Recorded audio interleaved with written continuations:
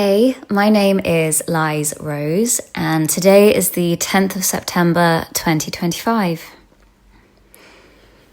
So, a bit about my background. I'm a London girl, born and bred. I studied at Hampstead Fine Arts, and then I went on to train as a musician and an actress.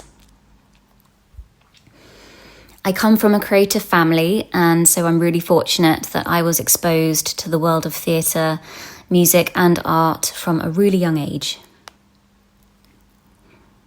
My background has totally influenced how I paint, how I see the world, and definitely it comes through in my art. The world of music and acting is full of some of the most fascinating, unique and talented people that have the most incredible stories to tell. There's just something really exciting in the air when you're around people like this, and you just can't help but let it rub off on you. And it changes your entire attitude towards life, and instinctively you start to see art in everything, everywhere you go. And for me, I guess, now when I paint, I'm trying my best to channel that energy. My biggest influences in terms of artists from the past, I'm obsessed with Francis Bacon, and I also love Basquiat. And then present day, I love the work of Paul Kenton and Jenny Saville.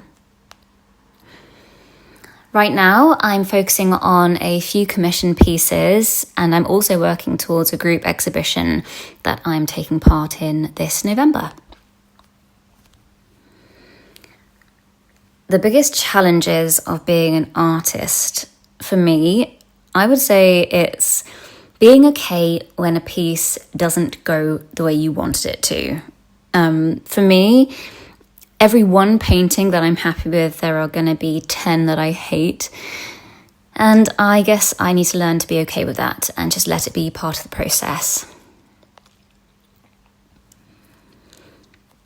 Advice to my younger self. Well, there's so much, but some of the top points, I guess, would be don't compare yourselves to others. And what makes you different is not a flaw. It is actually your greatest strength. I really wish that I had chased my dreams when I was younger with that mindset. Using unconventional techniques or mediums. Do you know, at this point in my work, I'd say that I'm yet to fully explore these. I'm the kind of person, I need to exhaust one phase before I can expand and move on to another and then build on from there.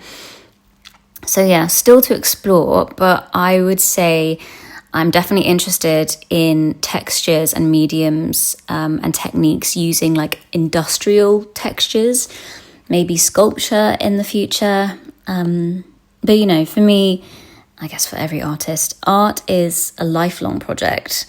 So I'm sure the work I make is going to look totally different in the future in terms of mediums. But if I'm going to go down sculpture, I think I'll need a bigger studio space.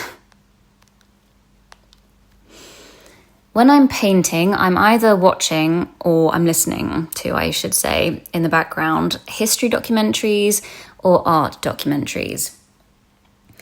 I really love to learn about people from other points in time who live really different lives to me. And also when I'm listening to this kind of stuff, it really helps me to switch off. And therefore my painting, it feels more free and intuitive. The best reactions I've ever had to my artwork, I would say, probably comes from my other half, or should I say my better half. He's also a creative, so it means a huge amount coming from him. It feels like every time I make a new piece, he claims that it's the best one yet. And I think as an artist, you know, so many of us are really insecure inside, so it's great to have that cheerleader and boost your confidence when you need it most. What do I hope people will take away from my artwork? Well, I hope it just has an impact, basically an extreme one, and leaves a lasting impression. I'd say, whether that's positive or negative, really. Let's face it, there's nothing worse than making something and it just being a bit of a meh piece, like it doing nothing or or just leaving no impression. And yeah, as long as I'm dividing people, I'm happy.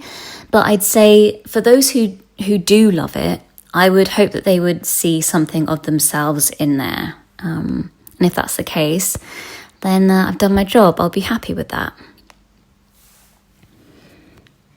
And those are all the questions. So thank you so much for spending the time with me. I really appreciate this.